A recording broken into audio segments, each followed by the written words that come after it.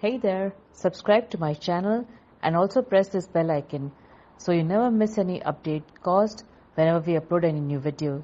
You'll get a notification on your phone.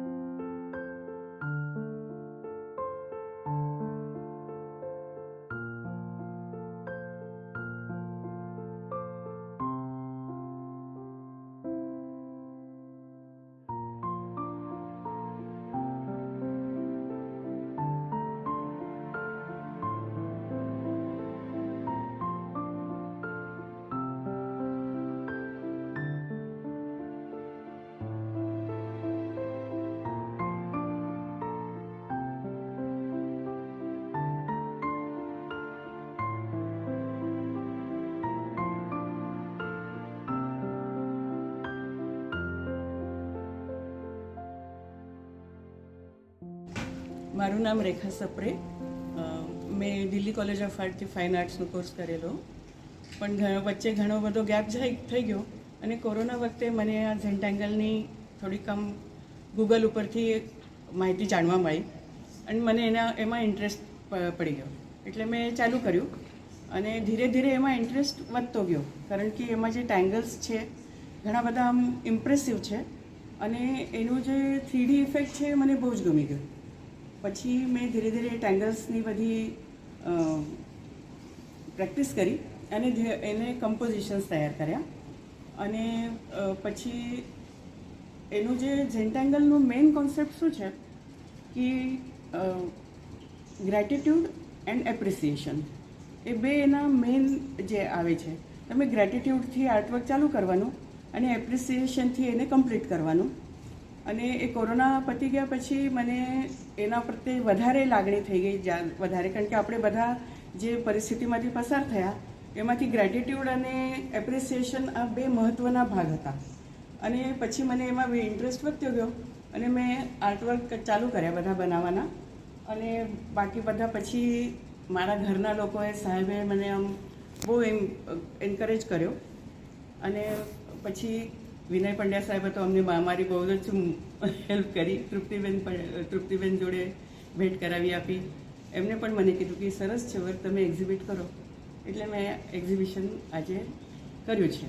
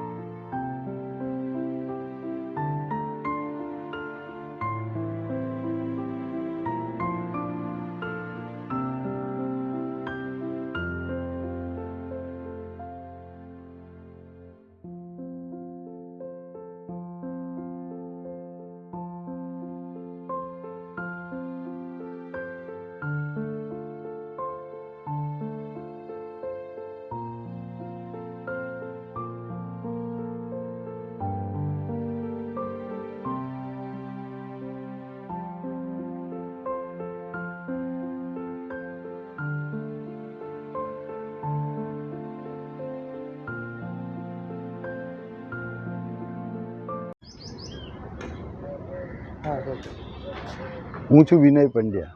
અમદાવાદની ગુફામાં રેખાબેન સપ્રેનો આજે જેન્ટલ આર્ટ ઉપર ખૂબ જ સુંદર શો ચાલુ થઈ રહ્યો છે.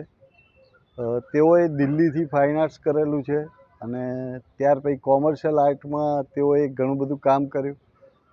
કોરોના કાળ દરમિયાન તેમણે ગૂગલમાંથી સર્ચ કરતાં જેન્ટલ આર્ટ વિશે તેમને માહિતી મળી. તેમણે બધા ચિત્રો તે એમાં જોયા અને એમને આર્ટ ખૂબ ગમી ગઈ.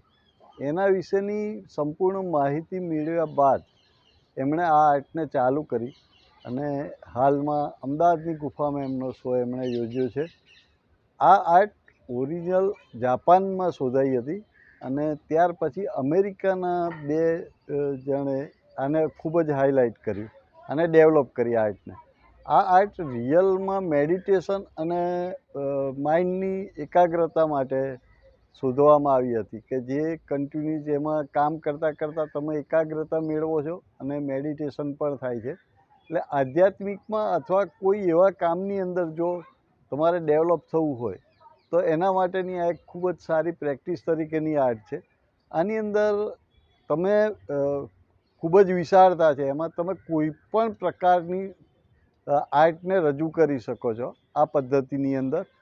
અને શરૂઆત કરો ત્યાંથી તમે જે ધીમે તમારા પ્રમાણે તમે આર્ટને ડેવલપ કરી શકો છો. કોઈ ચોક્કસપણે કરવાની આ આર્ટ નથી. જેમ તમે કામ કરો એમ તમારું અંદર જે ઈચ્છા થાય અને જે રીતે ડેવલપ તમારે આર્ટને કરવી હોય, જે આકારોને ડેવલપ કરવા હોય એ રીતે જુદી પદ્ધતિથી ટેક્સચર કે લાઇનિંગ દ્વારા પેપર ઉપર ઇંક લાઇન દ્વારા આને બનાવવામાં આવે છે અને ખૂબ સુંદર હોય છે. આપ આવો અને આ આર્ટને માણો.